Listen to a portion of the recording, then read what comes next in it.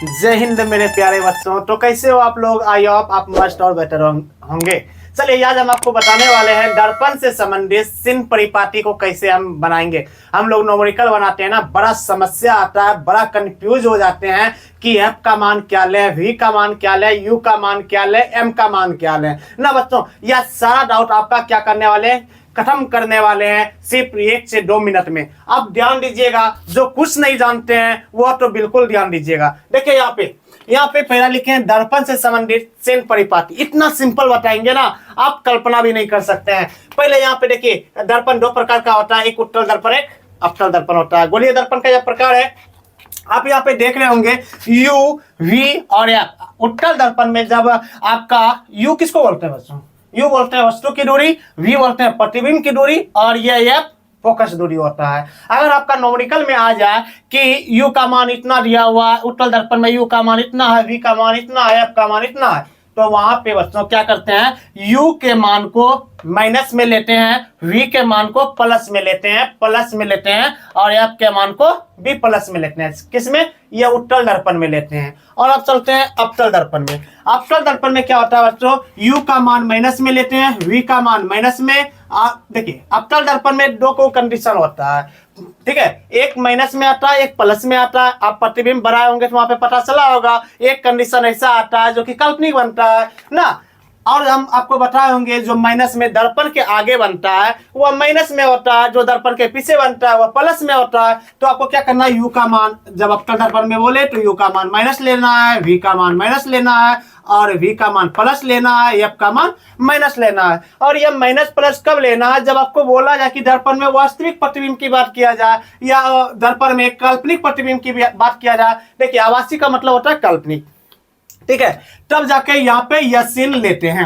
अब चलते हैं, होता क्या है कंडीशन ना, अगर यह मान रख लेते हैं तो न्यूमेरिकल में बोल देता है कि बताएं कि दर्पण का जो बना प्रतिबिंब की स्थिति क्या है, प्रतिबिंब की प्रकृति क्या है। तो वहां पे क्या करेंगे बच्चों, एक पॉइंट लेके आए आपको कि नोट में यहाँ पे आपको दिख रहा होगा कि नोट लिखे हैं। नोट में क्या लिखे हैं बच्चों, यहाँ पे आप ध्यान दीजिएगा कि यदि वी का मान प्लस हो, अभी क्या बोले हैं, वी को क्या बोलते हैं, प्रतिबिंब की दूरी बोलते हैं बच्चों। यदि वी का मान प्लस हो तो ना, क्या बोलते हैं, प्लस मतलब धनात्मक हो तो प्रतिबिंब की प्रकृति कैसा हो जाएगा, काल्पनिक हो जाएगा। और कैसा हो जाएगा बच्चों, सीधा हो जाएगा। सीधे आपका क्या न्यूमेरिकल में यहीं से उठा के दे दिया जाता है। हम आसान कर दिए हैं, एक बगल से लेके आ गया है। एक बार आप इसको देख लीजिएगा, एक भी न्यूमेरिकल आपका गलत नहीं होगा ना। यदि वी का मान प्लस हो तो प्रतिबिंब की प्रकृति कैसा होना चाहिए, आभासी होना चाहिए। हम क्या बोल रहे हैं बच्चों, जब काल्पनिक या जब आभासी होगा प्रतिबिंब कैसा बनता है, सीधा बनता है। चलिए सीधा हो गया।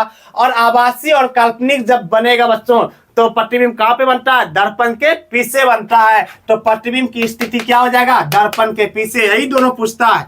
हाँ, और एक बात आप नोटिस कीजिएगा, अगर आपको पूछा जाए कि यदि वी का मान माइनस में आ जाए तो क्या करना है, यह तो प्लस वाला बताए। यदि वी का मान माइनस हो तो तब होता है प्रतिबिंब प्रकृति। प्रतिबिंब का जो प्रकृति होती है वह वास्तविक होता है और उल्टा होता है। हम बोले हैं जो वास्तविक होगा उल्टा होगा और जो वास्तविक होगा दर्पण के आगे बनेगा, मतलब सामने बनेगा।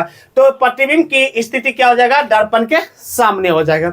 यह कंडीशन था यू वी एफ का। अब चलते हैं कि आपका आवर्धन आ जाता है। आवर्धन आप बनाए ही होंगे ना, आवर्धन आप बनाए होंगे एम बराबर ना।